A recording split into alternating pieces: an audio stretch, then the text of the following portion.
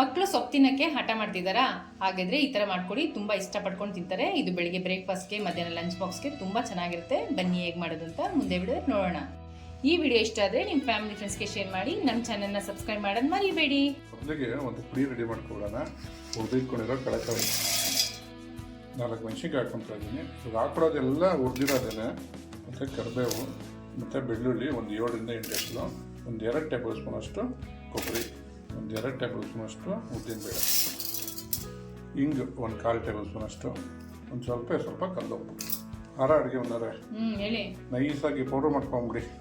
ಸರಿ, ಓಕೆ. ನೋಡಿ, ಈ ಥರ ಪುಡಿ ಮಾಡಿ ಇಟ್ಕೊಬಿಡ್ಬೇಕು. ಇದನ್ನು ಒಂದು ಪ್ಯಾನ್ ತಗೊಂಡು 2 ಟೇಬಲ್ ಸ್ಪೂನ್ ಅಷ್ಟು ಎಣ್ಣೆ ಹಾಕೊಳ್ಳೋಣ. ಇವಾಗ ಇದಕ್ಕೆ ಕಟ್ ಮಾಡಿ ಇಟ್ಕೊಂಡಿರೋ ದಂಟಿನ ಸೊಪ್ಪು ಹಾಕ್ಕೊಂತಿದ್ದಾರೆ ನನ್ನ ಮಾರ ಅಡುಗೆನವರು. ಚೆನ್ನಾಗಿ ಸಾರ ಮಾಡ್ಕೊಂಡಿದ್ದಾರೆ. ಅದು ಚರ ಅಂತೈತಲ್ಲ, ಅದಕ್ಕೆ ಮಾತಾಡಿರೋ ನಾನು. ನೀರು ಅಂಶ ಹೋಗ್ಬೇಕು, ಅಲ್ಲಿವರೆಗೂ ಸೊಪ್ಪನ್ನ ಫ್ರೈ ಮಾಡ್ಕೊಬೇಕು.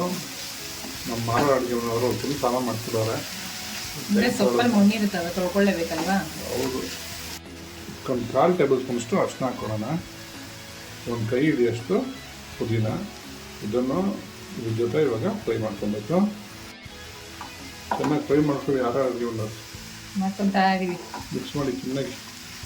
ನಿಮ್ಮ ಮನೇಲಿ ಮಕ್ಕಳು ಸೊಪ್ಪು ತಿನ್ನಲ್ಲ ಅಂದರೆ ಈ ಥರ ಮಾಡ್ಕೊಡಿ, ತುಂಬ ಇಷ್ಟಪಡ್ಕೊಂಡು ತಿಂತಾರೆ.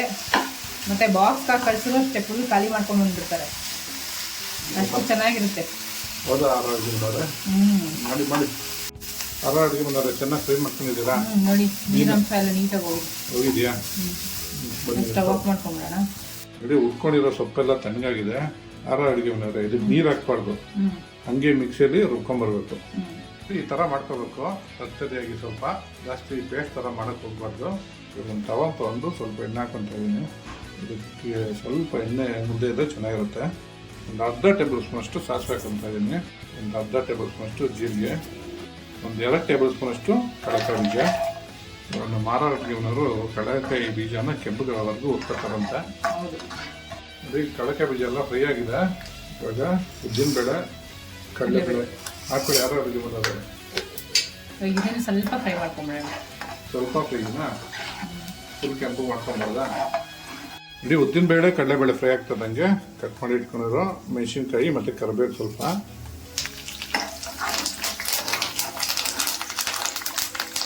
ಇವಾಗ ಕಟ್ ಮಾಡಿ ಇಟ್ಕೊಂಡಿರೋ ಈರುಳ್ಳಿ ಹಾಕೊಂಬಿಡೋಣ. ಈರುಳ್ಳಿ ಸ್ವಲ್ಪ ಫ್ರೈ ಮಾಡ್ಕೊಂಬಿಡೋಣ. ಸ್ವಲ್ಪ ಕೆಂಪಗಾಗಬೇಕು. ಸ್ವಲ್ಪ ಫ್ರೈ ಎಲ್ಲ ಕೆಂಪಗಾಗೋ ಫ್ರೈ ಮಾಡ್ಕೋಬೇಕು. ಯಾರು ಅಡುಗೆ ಬಂದವ್ರೆ? ಆಗಿದೆಯಾ ಫ್ರೈ? ಯಾರು ಅಡುಗೆ ಬಂದವ್ರೆ? ನೋಡಿ, ಈರುಳ್ಳಿ ಎಲ್ಲ ಕೆಂಪಾಗಿದೆ ಅಲ್ವಾ? ಏನು ಹಾಕೊಂತ ಇದ್ದೀರಾ? ಇವಾಗ ರುಬ್ಬಿಟ್ಕೊಂಡಿದ್ದಲ್ಲ ಸೊಪ್ಪು ಹಾಕೊಂತ ಇದೀನಿ. ಸೋಸ್ಬಿಟ್ಟು ಹಾಕ್ಕೊಳ್ಳಿ. ಚೆನ್ನಾಗಿ ಫ್ರೈ ಮಾಡ್ಕೊಳ್ಳಿ. ಇವಾಗ ಒಗ್ಗರಣೆ ಜೊತೆ ಹೊಂದ್ಕೊಳಂಗೆ ಸೊಪ್ಪನ್ನ ಚೆನ್ನಾಗಿ ಫ್ರೈ ಮಾಡ್ಕೋಬೇಕು. ರುಚಿಗೆ ತಕ್ಕಷ್ಟು ಉಪ್ಪು ಸೇರಿಸ್ಕೊಳ್ಳೋಣ. ಒಂದು 2 ನಿಮಿಷ ಇದನ್ನು ಒಗ್ಗರಣೆಲ್ಲೇ ಬಾಡಿಸ್ಕೊಂಬಿಡೋಣ. ಸೊಪ್ಪೆಲ್ಲ ನೋಡಿ, ಒಗ್ಗರಣೆಗೆ ಚೆನ್ನಾಗಿ ಬಾಡಿದೆ ಸೊಪ್ಪೆಲ್ಲ ಒಗ್ಗರಣೆಲ್ಲೇ. ಇವಾಗ ಇದಾಗಿದೆ. ಇವಾಗ ಸ್ಟವ್ ಆಫ್ ಮಾಡ್ಕೊಬಿಡೋಣ. ಇವಾಗ ಒಂದು ಪಾತ್ರೆ ತೊಗೊಂಡು ಅನ್ನ ತಣ್ಣಗಾಗ್ಬಿಟ್ಟಿದ್ದಾರೆ ನಮ್ಮ ಆರ ಅಡುಗೆ ಮನೆಯವರು. ಗೊಜ್ಜು ಹಾಕ್ಬಿಡಿ. ಮಾಡಿಟ್ಟಿರೋ ಗೊಜ್ಜನ್ನ ಆರ ಅಡುಗೆ ಮನೆಯವ್ರೆ ಹಾಕ್ಬಿಡಿ. ಇನ್ನೊಂದು ಸ್ವಲ್ಪ ಪರವಾಗಿಲ್ಲ, ಸಾಕಾಗುತ್ತೆ ಅನಿಸುತ್ತೆ. ಇವಾಗ ಮಾಡಿಟ್ಕೊಂಡಿದ್ವಲ್ಲ ಪುಡಿ, ಅದನ್ನು ನಮ್ಗೆ ಎಷ್ಟು ಬೇಕೋ ಅಷ್ಟು ಹಾಕ್ಕೊಳ್ಳೋಣ. ನಮ್ಮ ಆರ ಅಡುಗೆ ಮನೆಯವರು ನೋಡಿ, ಈ ಥರ ದೊಡ್ಡ ಸ್ಪೂನಲ್ಲಿ ಒಂದು 2 ಸ್ಪೂನ್ ಹಾಕ್ಕೊಂಡಿದ್ದಾರೆ. ರುಚಿಗೆ ತಕ್ಕಷ್ಟು ಹೆಂಗೆ ಬೇಕು ಹಂಗೆ ಅಂತ. ಆರ ಅಡುಗೆ ಮನೆಯವ್ರೆ ಕಳಿಸ್ಕೊಡಿ. ಇವಾಗ